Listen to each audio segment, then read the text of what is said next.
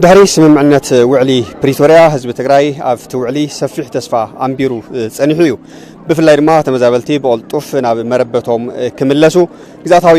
ሓድነት ትግራይ ውን ክምለስን ሰላማዊ ህይወት ክነብርን ተስፋ ኣምቢሩ ነይሩ ይኹን ዳንበር እዚ ከይኮነ ናስታት 3 ዓመታት ሓሊፉሎ መንግስት ፌደራል እዚ በقلطፍ ክፈትሖ ኣብ ክንዲ ምጽዓር ብዝተፈላለዩ ትካላቱ ኣቢሉ ግዛታዊ ሓድነት ትግራይ ተወሪሩ እናሃለወ ነተወራር ዝድግፉ መግለጽታት እናውጽአ ጸኒሕዩ በመቀጻል ኣብ ቀርባ መዓልትታት ድማ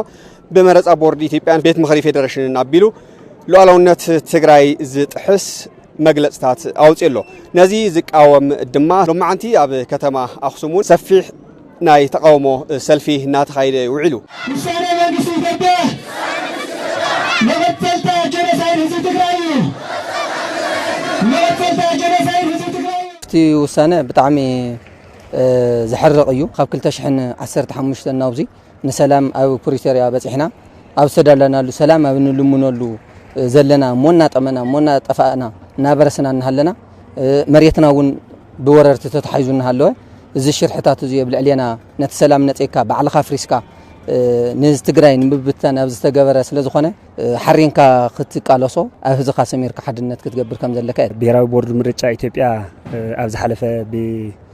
ቤት ምኽሪ ተወሲኑ ኢሉ ዘውፅኦ ውሳነ ያው ሓድነት ህዝብ ትግራይ ዝበታትን تግራይ ውን ከም ትግራይ ብሔራዊ ሓድነትና በታቲኑ ህዝብን ህዝቢ ኣናቆይቱ ባዕልና ሰላም ከይፈጥር ሓድነትና ክበታተን ዝገብር ብጣዕሚ ሓደገኛ ውሳነ ስለዝወሰነ ያው ህዝቢ ከም ህዝቢ መንእሰይ ከም መንእሰይ እቲ ኣብዙ ዘሎ ኣይድፕውን ስምዕትኡ ክገልጽ ዝመጸ ሰልፊ እዩ ማለት እዩ ህላውና እንኳን ትግራይ ብሙሉ ተፋናቀል ዝንሄ ፈቆዶ ጽርግያ ፈቆዶ ካሊ ክንደይ ሞት ክንደይ ሽግር ክንደይ ወጽሖና ሃለወ ሓደ ሰብ ተተወዲሉ ይሕዝነካ ይኮኒ ተራዳዲ ብጠረጴዛ ገርካ መፍትሕ ተዝግበር እንዳተወረረ ዝርኢ ህዝቢ የለን ክርኡን ይኽእል ህዝቢ ትግራይ ክብር ከይህልዎ መንነት ክኑ ከይህልዎ እዩ ተዳልዩ እዚ ተንኮላት ሸርሕታት እዩ ከም ህዝቢ ታይና ክንገብር ዘለና ሓድነትና ምጥንኻር ኣፈላናይና ምጽባብ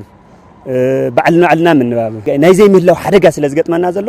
ኩላትና በብዘለናዮ በብዓቅምና ከከም ጉልበትና ተቃሊስና መሬትና ክነምልስ ተፋናቀልትና እናቦቶም ክነምልስ እዩ ዝግባጥ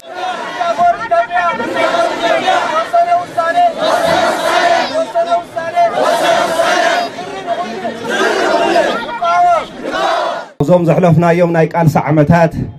ንምውሓስ ህላውንኡን መረበቱን ዘካየዶ ምክንያታዊ ቃልሲ እምበር ካልኦት ህዝብታት ክጭቁን ወይ ውን መሬት እንዳማቱ ክግብት ናብ ኩናት ዝኣተወሉ ታሪኽ የለን ህዝቢ ትግራይ ብዘይ ጻዓድ ቃልሱን መስዋዕቱን ህልውንኡን መረበቱን ዓቂቡ ኣብዚ ዘለናሉ መዋዕል ዝበጽሐ ሙዑት ህዝቢ እዩ ብጀኖሳይደራ ዝቁረስ መረበት ኮነ ዝጠፍእ ህዝቢ ኣይህሉን